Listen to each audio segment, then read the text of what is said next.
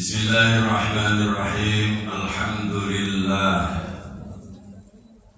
Nahmaduhu wa nashkuruhu wa nasta'inuhu wa nastaghfiruh. Wa na'udzu billahi min shururi anfusina wa sayyiati a'malina. May yahdihillahu fala mudilla lahu wa may yudlil fala hadiya lahu. Asyhadu an la ilaha illallah wahdahu la syarika lahu. وأشهد أن سيدنا ونبينا محمدا عبده ورسوله لا نبي بعده. اللهم صل وسلم وبارك على عبدك ورسولك حبيبنا وشفيعنا وقرة أعيننا محمد صلى الله عليه وسلم وعلى آله وأصحابه ومن تبعهم بإحسان إلى يوم القيامة. Amma ba'd, qala Allah Ta'ala fil Qur'anil Karim, a'udzu billahi minasy syaithanir rajim. Ya ayyuhalladzina amanu taqullaha wal tanzur nafsum ma qaddamat lighadin wattaqullaha. Innallaha khabirum bima ta'malun. Shadaqallahul azim. Hadratal muhtaramin, para alim, para kiai, para asatidz, sesepuh, bibi sepuh, sedaya kemawon ingkang tansah kawula mulyakaken. Jajaran pengurus takmir Masjid Al-Islah yang senantiasa kami muliakan, para bapak, para ibu, hadirin, hadirat, adik-adik, seluruh yang ditakdirkan oleh Allah hadir di tempat ini, yang senantiasa saya hormati dengan iringan doa. Mudah-mudahan semuanya senantiasa berada dalam lindungan rahmat Allah Subhanahu wa Ta'ala. Alhamdulillah, kita bersyukur kepada Allah. Malam hari ini Allah berkenan menjadikan kita tetap dalam keadaan iman, dalam keadaan Islam. Malam hari ini pula Allah masih berkenan menambahkan anugerah kenikmatannya berupa kesehatan zahiran wa batinan. Sekaligus Allah anugerahkan kepada kita kesempatan dan kemudahan untuk bersama-sama hadir di majelis yang insya Allah barokah. Amin. Bersama-sama malam hari ini kita mencoba untuk merenungi apa yang telah kita lakukan dan apa yang terjadi dalam kehidupan kita dalam durasi waktu 1 tahun di tahun 2023 dalam rangka mempersiapkan esok pagi saat kita memasuki tahun 2024,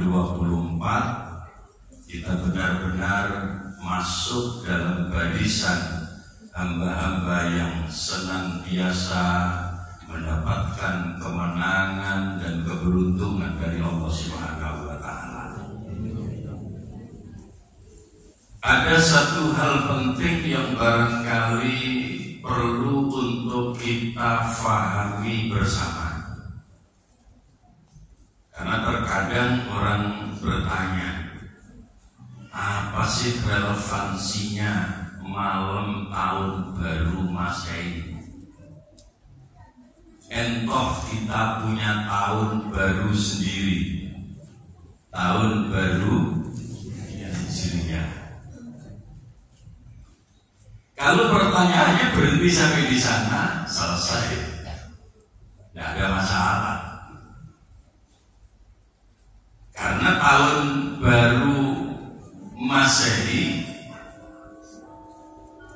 sudah menjadi kesepakatan internasional bahwa penggunaan kalender internasional itu menggunakan tahun Masehi.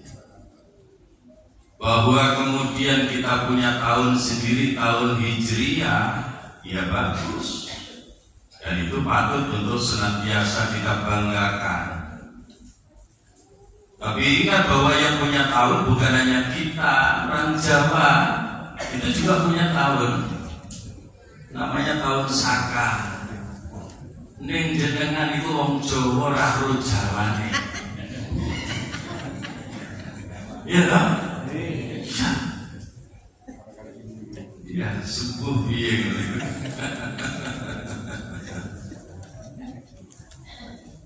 Sehingga ketika pertanyaannya hanya seputar tahun ini, tahun itu, berhenti, selesai, tidak ada masalah.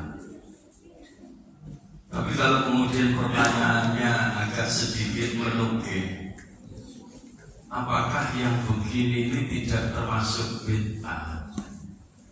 Kan bukan tahun kita. Saya akan ceritakan sedikit bahwa penggunaan tahun Hijriah itu juga bagian dari sesuatu yang bid'ah. Karena zaman Rasulullah belum ada tahun Hijriah. Ya, zaman Rasulullah belum ada tahun Hijriah. Umat Islam belum punya tahun sendiri di zaman Rasulullah Sallallahu Alaihi Wasallam. Kalau ngomongnya dijuruskan pada kata bid'ah, maka sesungguhnya tahun Hijriah juga bagian dari bid'ah. Itu penting ini saya ceritakan supaya mindset kita tidak berbeda. Mindset kita harus kita samakan. Ibarat radio, gelombangnya harus pas. Ya, ini penting sekali. Maka persoalannya sesungguhnya bukan di persoalan bid'ah atau tidak bid'ah. Bid'ah itu juga dalam pembahasannya cukup panjang. Sehingga ada ulama-ulama yang lebih memilih bahwa bid'ah itu kemudian akan dibagi, ada yang dhalalah, ada yang hasanah. Bahwa kemudian ada yang tidak sepakat dengan itu, monggo-monggo saja. Kan katanya kita demokrasi. Ya toh? Setuju dan tidak setuju itu adalah hal yang biasa. Nah, soal benar atau salah, gak usah ngomong saiki sesuk karo kangen arep Gusti Allah. Ora usah ngelang, aja mongso bener dhewe. Gak sapa-sapa masih sing ngomong ya gak oleh ngomong bener dhewe. Ya toh? Kalau sudah bicara tentang benar salah, sesuk wae cocokan karo Gusti Allah. Ora usah ngelang. Ben apa? Ben gak geger. Ya. Nah, yang terpenting sebenarnya adalah kemasan kita kumpul di sini itu apa? Untuk apa? Dengan tujuan apa? Itu justru yang paling penting. Bahwa kita kumpul di sini bersama-sama kita baca sholawat. Kalau sudah sampai di sana, siapa yang berani mengatakan baca sholawat itu bid'ah? Iya kan? Siapa yang berani memutuskan atau menghukumi bahwa baca sholawat itu bid'ah? Wah, ya konyol. Nek ora diomongin gojlok ya konyol. Karena apa? Karena baca sholawat itu bagian dari tuntunan yang langsung dicontohkan oleh Allah Subhanahu wa Ta'ala sebelum Allah memberikan perintah kepada kita untuk bersholawat kepada Rasulullah Sallallahu Alaihi Wasallam. Bahwa kita kumpul di tempat ini untuk ngaji. Sopo sing paling ngomong ngaji ku bid'ah? Ya.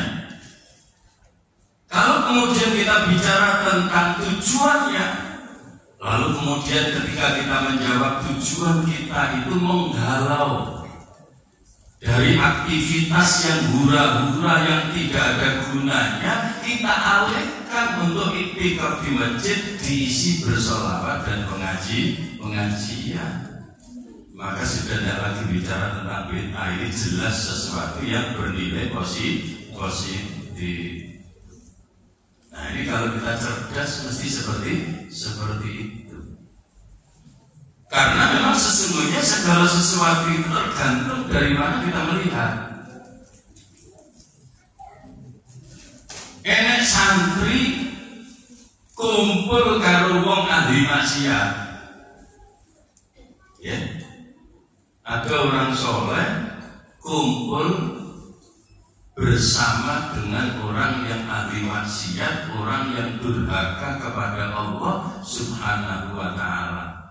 Saya tanya jawab jujur, kalau menurut jenengan baik atau jelek? Kok dijawab? Hah? Ya tergantung kita melihat dari mana. Ya kan? Jadi enek santri, ada orang soleh kumpul dengan orang yang ahli maksiat. Baik atau tidak baik, kembali satu, niatnya apa? Yang kedua, kapasitasnya kayak apa? Kalau kita niatkan bergaul itu untuk berdakwah dengan melihat potensi keberhasilannya lebih besar, maka itu adalah sebuah kebaikan. Tapi kalau kita kumpul dengan orang-orang yang ahli maksiat, niatnya yang ingin sekedar hura-hura bersama dengan mereka, maka tentu ini bukan sesuatu yang baik. Perilakunya sama, niat dan tujuannya berbeda, potensinya juga berbeda, nilainya juga berbeda. Makanya saya sering bilang kalau rutinan di masjid ini ojo gampang-gampang menghakimi orang lain. Karena apa yang kita lihat dengan mata kita belum tentu sama dengan niat orang yang kita lihat itu sendiri. Ya, jadi jangan mudah kita menghukumi dan menghakimi orang lain. Kalau kita kumpul dengan orang yang durhaka itu niatnya niat dakwah, dan kemudian potensi untuk mempengaruhi itu besar, maka ini menjadi sebuah kebaikan yang tak ternilai harganya. Tapi kalau niat kita salah, kemudian potensi untuk mempengaruhi itu tidak ada, justru kita cenderung dipengaruhi, masalah. Ya kan? Masalah. Maka yang tahu siapa? Yang tahu adalah diri kita masing-masing. Kira-kira boleh kubur wong iku iso tak pengaruhi sing asale gak sembayangan, saiki malih sedep sembahyang. Jempol ora trimo jempol lur, papat sak sikile munggah. Wis. Wambi pol notok. Tapi kalau kita kumpul dengan orang yang tidak pernah sholat, tiba-tiba kemudian malah kita ikut-ikutan nggak sholat, ya aman. Ya masalah kalau sudah begitu. Ya, pola pikir yang semacam ini harus kita bangun di tengah-tengah kemajmukan yang terjadi dalam kehidupan masyarakat kita. Indonesia itu sejak awal masyarakatnya adalah masyarakat yang majmuk. Masyarakatnya adalah masyarakat heterogen, bukan masyarakat yang homogen. Maka jangan samakan kondisi bangsa kita dengan bangsa lain, apalagi sampai kita membanggakan bangsa lain dengan menistakan bangsa sendiri. Ucruk tenanan. Ya toh? Banyak loh sekarang di media-media sosial Orang yang bangga dengan bangsa lain tapi menistakan bangsanya sendiri, seolah-olah bangsa kita adalah bangsa jelek. Ada yang begitu. Nah, kalau memang seperti itu, minggat sudah Indonesia lu kan begitu. Oh, kita tidak bangga dengan bangsa kita sendiri, bangga dengan bangsa lain. Itu kekacauan yang luar biasa di dalam pola pikirnya. Maka apapun yang terjadi, kita harus tetap bangga dengan tanah air kita. Kita harus tetap bangga dengan bangsa kita. Kita harus tetap bangga dengan kemajmukan yang ada di tengah-tengah kehidupan bangsa kita. Bapak Ibu jamaah, ini yang pertama ingin saya sampaikan terlebih dahulu sebelum kita akan memasuki apa yang tadi sudah menjadi kesepakatan kumpul untuk melakukan perenungan, menghalau aktivitas yang bersifat hura-hura, apalagi yang punya nilai maksiat. Duli si api-api jenengan mengaku mau budal sangka ngomah nganti tekan kene. Iku ning dalan-dalan ya wis padha.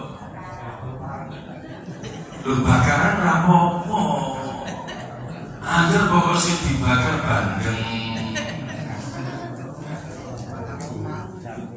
Jagung. Ya. Ya pokok aja bakar omah. Lho apa? Tapi kemudian dibumbui dengan aktivitas-aktivitas yang negatif. Nah itu beda soal, bukan soal bakarannya kan begitu, tapi soal negatifnya. Kalau di sini alhamdulillah kita kumpul di sini, negatifnya tidak ada, positif yang ada. Oponek terus pungkasane ngaji, makan malam bersama gratis bisa. Alhamdulillah. Ayo wis kok. Enak kaya apa ini? Hah? Si ngomong gak enak ku sapa? Insyaallah semoga barokah. Ada beberapa hal yang ingin saya sampaikan untuk perenungan kita malam hari ini. Kenapa? Karena perbaikan dalam kepribadian kita itu tidak akan pernah sampai pada tujuannya kalau kita tidak memperbaiki dulu mindset kita tentang beberapa hal. Maka mindset kita harus kita bangun terlebih dahulu supaya tidak salah. Karena mindset itu ibarat pohon, dia akarnya. Jadi kan kalau lihat pohon di jalan-jalan itu, karena akarnya sudah kuat, musim kemarau, musim hujan, ini tetap berdiri kokoh. Karena akarnya sudah kuat. Tapi kalau akarnya tidak kuat, pergantian musim pasti bermasalah. Wong kena angin sithik bae iso rubuh. Nah, mindset yang dalam hal apa yang harus kita perbaiki terlebih dahulu? Pertama adalah mindset kita di dalam memandang kehidupan dunia. Ya. Mindset kita di dalam memandang kehidupan dunia. Banyak orang salah memandang dunia, seolah-olah dunia itu adalah tujuan hidupnya, seolah-olah dunia itu adalah segalanya, seolah-olah dunia ini yang akan membahagiakannya. Tidak. Maka saya ingin mengutip salah satu di antara firman Allah Subhanahu wa Ta'ala untuk mengingatkan kita semua agar kita semua paham, lalu kemudian yakin, dan yang berikutnya sadar. Kadang-kadang ada orang yang paham, yo yakin, Ini nggak pakai sadar, terus semakut. Gak sadar semakut.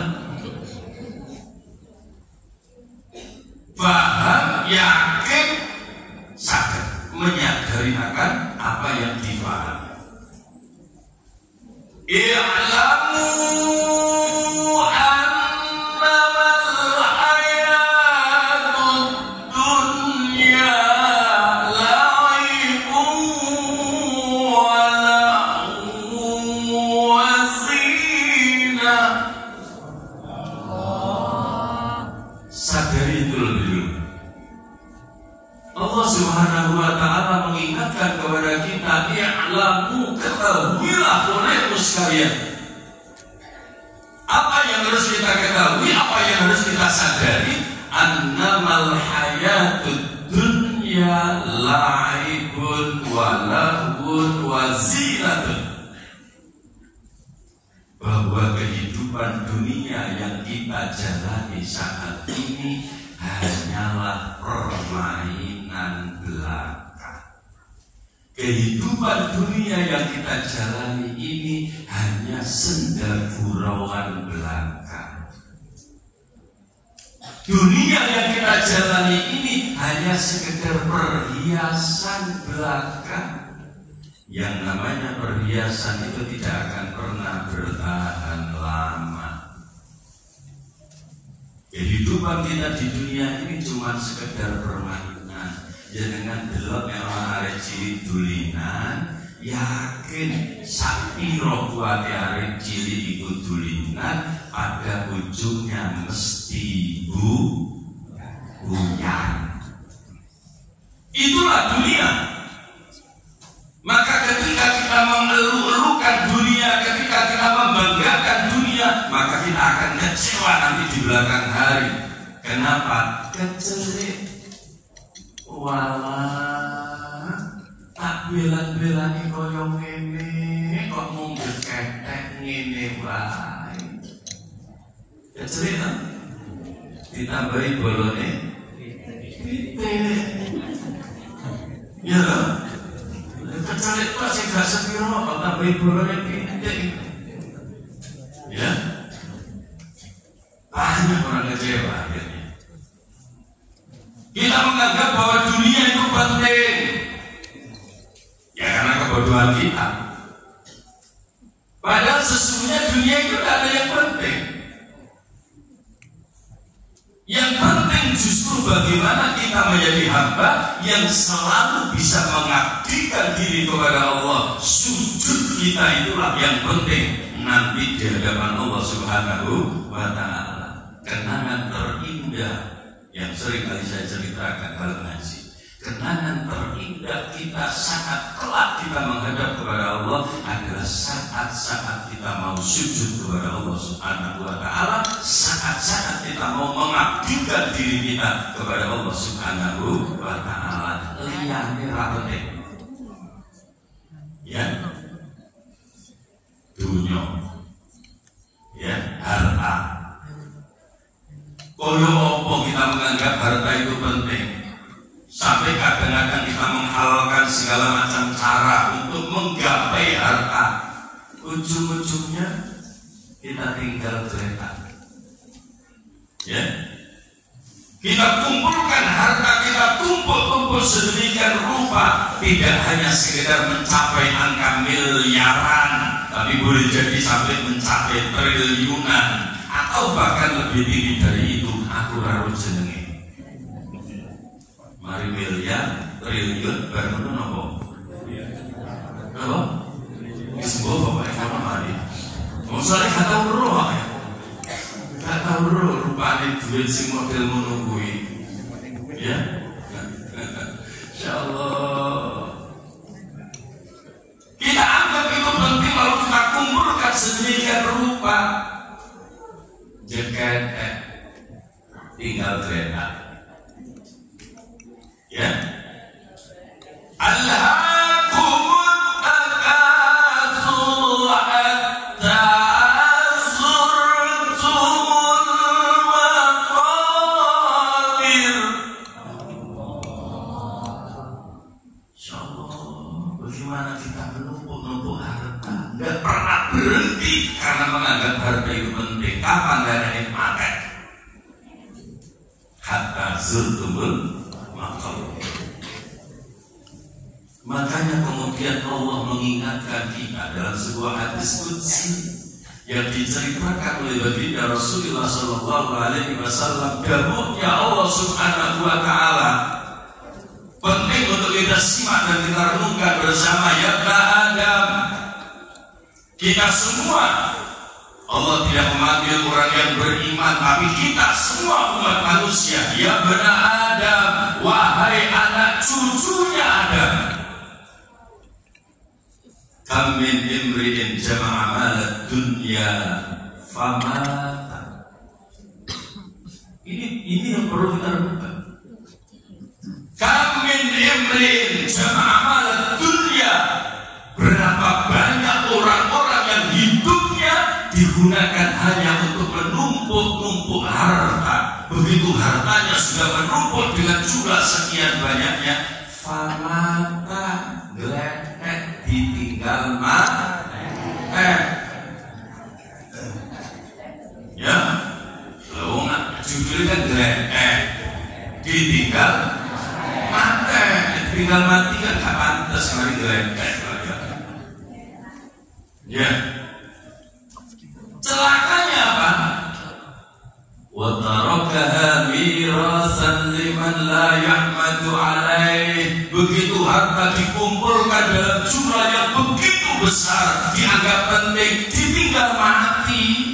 Ahli waris yang ditinggalkannya adalah orang-orang yang tidak pandai bersyukur. Maka kita saksikan dalam kehidupan kita berapa banyak orang kaya yang kemudian mati, ahli warisnya malah bertengkar antar sesama ahli waris. Ujung-ujungnya gak terima kak sopoan, ya malah yo iso dadi santet. Si alasannya kok nyalon tak? Orang kasih ngono. Ada apa enggak? Orangnya pakai jilbab apa?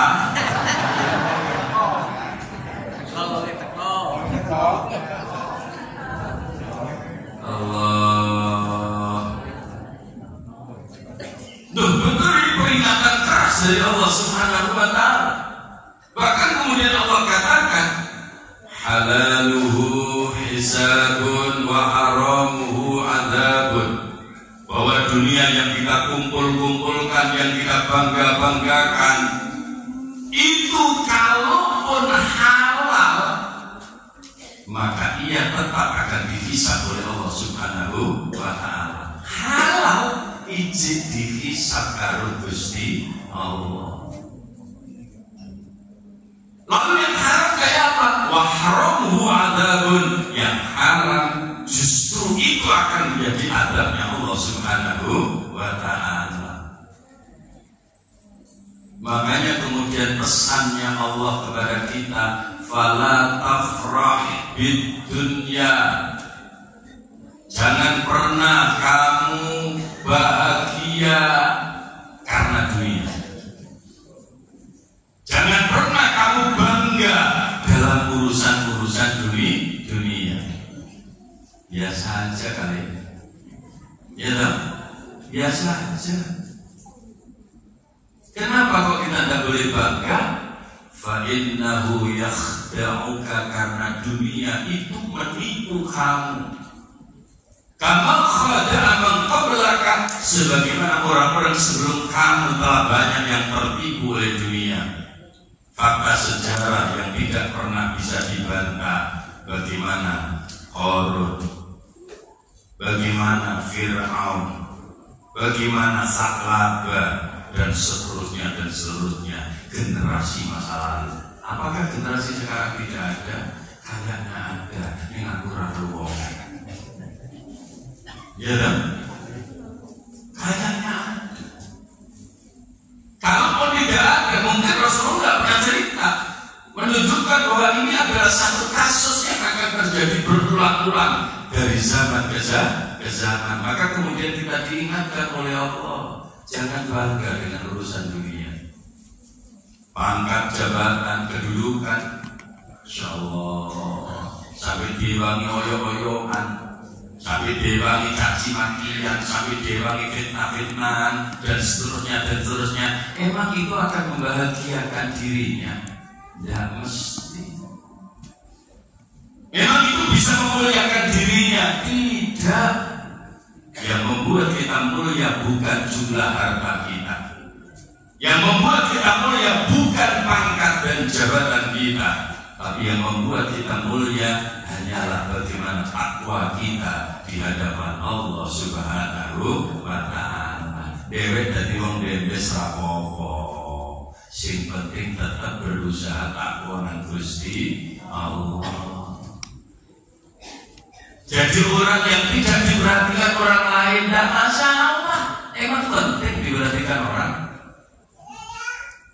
Ya, sama sekali tidak penting. Tidak akan pernah berpengaruh pada kemuliaan kita hanya karena sanjungan orang atau caci makian orang. Maka jangan pernah bangga dengan sanjungan orang lain. Jangan pernah takut dicaci maki orang lain sepanjang kita tetap bertakwa kepada Allah Subhanahu wa Ta'ala. Kita kan kadang-kadang tidak begitu, ya toh? Gak bisa kok katanya Siti harus gelisah, bumi gak bisa turu. Oh, gak bisa turu, agaknya sungguh muluk. Ya Allah, mengatasi gak bisa kok ngomong banda kono. Kok ngomong bukan nopo, rapopo ketokane wong eta gondoken. Mulai gak nyompo. Lah kok sing iso iku gak sampeyan iku ngono gak oleh gak nyompo, bingung oleh pas ngemut permen. Ya nak dong? Ya sudah nyantai-nyantai aja loh, gitu aja kok repot. Ya? Emang ada yang penting dalam kehidupan kita, kita yang punya pengaruh besar. Apakah pengaruh besar kita membuat kita mulia di hadapan Allah? Tidak. Nuwun sewu. Cara dadi ustaz, dadi kiai, dadi mubalik, duit jamaah ribuan bahkan jutaan. Apa memang itu penting di hadapan Allah? Tidak penting sama sekali. Emang kita bisa mulia gara-gara kita punya jamaah yang jumlahnya puluhan ribu? Tidak. Emang penting kalau kita punya pengaruh besar di lingkungan sekitar masyarakat kita? Tidak. Itu tidak akan pernah mengantarkan kita pada kemuliaan di hadapan Allah, karena Allah sudah menjamin hanya satu, hanya takwa kita yang bisa mengantarkan kita menuju kemuliaan di hadapan Allah Subhanahu wa Ta'ala. Dan ini harus kita sadari. Ya, dunia itu cuma mainan saja lah. Makanya tidak usah serius-serius banget. Orang itu biasa-biasa lain. Murid punya masalah sibuk, kayak masalah suku. Pun gak sembuh balas. Udah bukan kasih naik loh. Oh kayak guyang-guyang dong. Duit-duit akeh yang guyu kan yo belas guyu ae. Soalnya gak tahu kan guyu ae. Insyaallah. Ya itu kita enjoy aja. Kenapa saya cerita seperti ini? Karena faktanya kita tidak akan pernah bisa merasakan kehidupan ini tanpa fadl dan rahmatnya Allah Subhanahu wa Ta'ala. Qul bi fadlillahi wa bi rahmati. Kemudian apa kata Allah? Fa bidzalika falyafrahu. Kita hidup ini dengan fadlnya Allah, kita hidup ini dengan rahmatnya Allah. Maka saat kita merasakan fadl dan rahmatnya Allah, bahagialah. Kenapa kita hidup sambil merasa susah, merasa sedih, merasa gelisah? Emang rahmat Allah berhenti? Loh, ngapunten. Emang nikmat Allah yang dikasihkan ke kita berhenti? Enggak, kita saja yang pikirannya cepet, kan duit susah, kaya nikmat itu luar duit kok. Padahal nikmat yang lain jauh lebih banyak daripada yang sekedar harta. Ya, Insya Allah, ini kalau kita sadari betul luar biasa. Maka tidak heran kalau kemudian Allah setelah menceritakan hakikat kehidupan dunia itu dengan menyatakan laibun wa lahun wa zinatun. maka manusia-manusia yang lalai akibat kehidupan dunia, tertipu oleh kehidupan dunia, maka mereka kemudian hanya diisi hidupnya wa tafakhurun bainakum wa takasurun fil amwali wal aulad. Hanya itu isinya, bersaing sedemikian hebat sampai tidak melihat hukum halal haram. Sing penting caranya aku iso menang. Apa-apa, kalau sudah menang, lalu apa yang kita dapatkan? Kemuliaan. Ya oke lah mulia di hadapan manusia, tapi di hadapan Allah tidak menjamin apa-apa. Sehingga kemudian Allah menggambarkan kamasali ghaizin a'jabal kuffar nabatu thumma yahiju fatarahu musfarran thumma yakunu hutama. Kehidupan dunia itu diibaratkan oleh Allah seperti ketika hujan datang lalu kemudian pohon-pohonan bertumbuh hijau, kelihatan cantik, kelihatan baik, kelihatan indah. Tapi berapa lama keindahan yang ada? Tidak lama. Tidak lama kemudian mereka akan kering, menguning, akhirnya hilang. Itulah dunia. Ya. Lalu kemudian apa yang harus kita sadari? Akhirat. Wa fil akhirati adzabun syadidun wa maghfiratun minallahi wa ridwan. Maka yang kita kejar adalah akhirat. Kenapa? Ketika kita salah langkah, maka di akhirat nanti ada azabnya Allah yang sangat pedih. Ketika kita benar di dalam langkah, maka Allah siapkan pengampunan dan ridhonya untuk hidup kita kelak di akhirat sana. Dunia itu apa sih? Maka Allah menjawab, dunia itu hanya sekedar tipuan. Wa mal hayatud dunya illa mata'ul ghurur. Maka pesan terakhir saya pada kesempatan malam hari ini, renungkan apa yang difirmankan oleh Allah di dalam Al-Quran. Ma asabaka min hasanatin fa min Allah, wa ma asabaka min sayyi'atin fa min nafsik. Ketika dalam kehidupan dunia ini kita ditimpa kebaikan, kita memperoleh kebaikan, apakah itu dalam bentuk nikmat, dalam bentuk karunia, dalam bentuk macam-macam, yang itu adalah bagian dari kebaikan menurut pandangan kita. Apa pesannya Allah? Faminallah. Itu semua harus kita sadari, harus kita yakini bahwa itu adalah anugerah Allah, bukan prestasi kita, bukan kehebatan kita, bukan kesuksesan kita. Kebaikan-kebaikan yang hadir di tengah-tengah kehidupan kita ini, semua itu adalah anugerah Allah semata. Maka ketika kita berusaha kemudian sukses, jangan merasa hebat. Kita itu siapa kok ngaku hebat itu? Saat kita mendapatkan sesuatu yang baik, kita bisa melakukan kebaikan-kebaikan, jangan merasa sok berjasa. Emang kita itu siapa? Kita semua bisa melakukan kebaikan-kebaikan, bisa dapatkan kebaikan-kebaikan. Itu adalah anugerah Allah Subhanahu wa Ta'ala. Aku bolak-balik ngomong dewek iso sholat iku pitulung Gusti Allah, itu krana awake dhewe iso sholat. Ya? Itu pertolongan Allah. Andai Allah tidak menolong kita, rasanya kita tidak akan bisa melakukan sholat. Kalau Allah tidak menolong kita, rasanya kita tidak akan pernah bisa melakukan kebaikan dalam kehidupan ini. Maka seluruh kebaikan yang ada harus kita yakini itu adalah minallah. Maka hilang kesombongan, hilang ujub, hilang hasud. Kenapa? Ya kita sadar semuanya dari Allah. Ingat bahwa ujub itu akan mencelakakan hidup kita. Ingat bahwa kesombongan itu akan menjerumuskan kita ke dalam neraka. Dan ingat ketika hasud sudah ada di hati kita, hasud itu akan membakar semua kebaikan kita.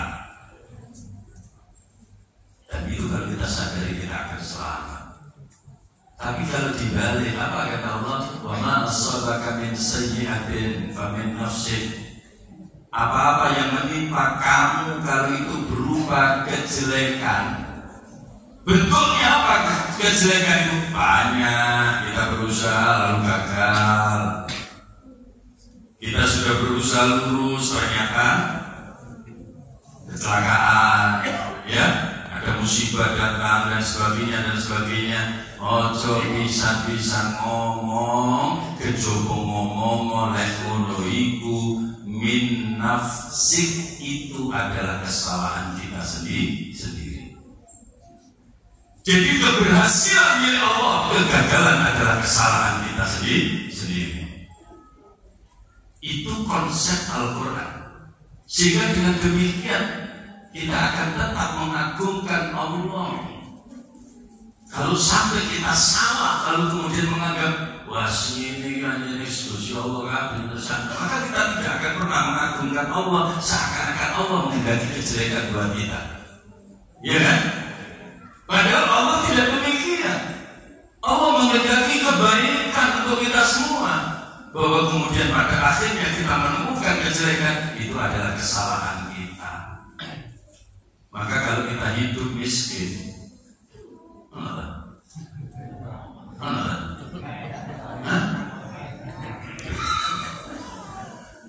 jangan itu ora miskin, sing miskin ku mentali. Ya toh? Mentali. Jadi orang miskin, mentali wae miskin. Oke lah, misalkan ada orang merasa hidupnya susah, hidupnya miskin dan sebagainya. Kalau mau jujur berkata, sebabnya apa? Cuma satu. Apa sebabnya? Gak pakai takwa dan pengenan. Jawabnya cuma itu. Karena orang yang bertakwa dijamin oleh Allah, semua kesulitan hidupnya akan segera diberi jalan keluar. Ada jalan buntu bagi orang yang bertakwa. Jadi apa yang dimelaku buntu aja.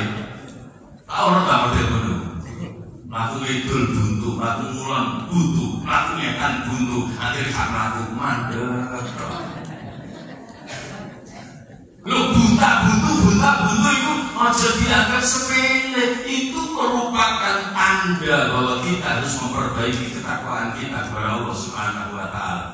Orang yang bertakwa dijamin tidak akan mengalami kebuntuan di dalam menghadapi setiap persoalan. Orang yang bertakwa kepada Allah dijamin yarzuqhu min haitsu la yahtasib. Rezeki ini dijamin karo Gusti Allah. Maka kalau kita merasa rezeki ini seret, ojo nyalano sapa-sapa. Apa meneh nganti nyalano tangga. Wes awake dhewe nyambet gawe kok iso seret kok ngene paling dibuntu karo tangga. Sing dibuntu yo apane? Ya, ada sing buntu ya awake dhewe. Jadi kalau kita merasa seperti itu salah besar. Kejelekan yang menimpa kita ini adalah akibat kesalahan kita, satu-satunya kesalahan yang paling fatal karena ketakwaan kita tidak kita pupuk dengan baik. Oke, walaupun kita tidak bisa sempurna, minimal kita terus memupuk sehingga grafik takwa kita terus meningkat. Disitulah kenapa ketika Allah menyuruh kita wal tandur nafsu ma qaddamat liwat, itu dimulai dari perintah takwa, diakhiri juga dengan perintah takwa.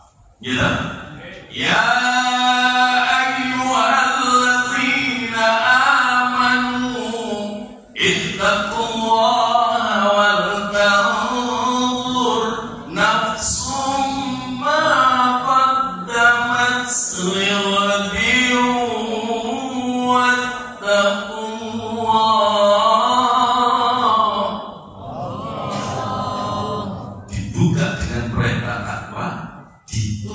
dengan perintah takwa, di tengah-tengahnya introspeksi diri. Kenapa kita harus introspeksi? Kalau kita tidak segera introspeksi, sadari innallaha khabirum bima ta'malun. Allah sudah tahu dengan apa yang kita lakukan. Masa kita yang melakukan kok tidak tahu dengan perilakunya sendiri? Maka mengkoreksi, introspeksi, muhasabah atau istilah apapun yang kita pakai itu penting sekali untuk kita. Termasuk kita lakukan di akhir tahun. Apakah harus akhir tahun? Tidak, setiap akhir hari. Menjelang tidur renungi, aku mulai tadi merujuk nanti arep papan turu, aku mau lapo wae. Alhamdulillah, tani jam 3 iso salat dalu. Bar ngono terus ke berangkat ning masjid salat subuh berjamaah. Tekan masjid, alhamdulillah ono sarapan. Oleh mari ono pengajian, alhamdulillah. Mari teko masjid, mampir nang Rijo Blondo, alhamdulillah betul konco. Cerita karo itu akhirnya ngrasani tonggo. Halo, pernah begitu? Pernah begitu? Pernah apa sering? Sering apa langganan? Ya Allah, lereni. Ya, iya. Ya ini perlunya introspeksi begini. Koreksi isu nganti arep papan turu. Alhamdulillah, oleh pitulungan Gusti Allah, izin akeh kaapian sing tak lakoni. Astagfirullah, tiba sedih aku isi maksiat tok. Sembahyang subuh yang setengah 6. Kadiri maca usoli kebablasan usoli korno sufi rokata ini mustaqbilal ibrati kawanan lillahi ta'ala. Ya Allah. Maka dua hal ini akan beriringan antara hamdalah dengan istighfar. Saat kita merasa dapat kebaikan, alhamdulillah. Saat kita mendapatkan kejelekan, astagfirullah. Sebab itu terjadi karena kesalahan kita. Semoga hadir kita di majelis ini selalu mendapatkan rahmat dari Allah Subhanahu wa taala, mendapatkan ridha dari Allah Subhanahu wa taala di dunia dan akhirah. Amin ya rabbal alamin. Demikian yang bisa saya sampaikan. Ya, hadir story. Ya.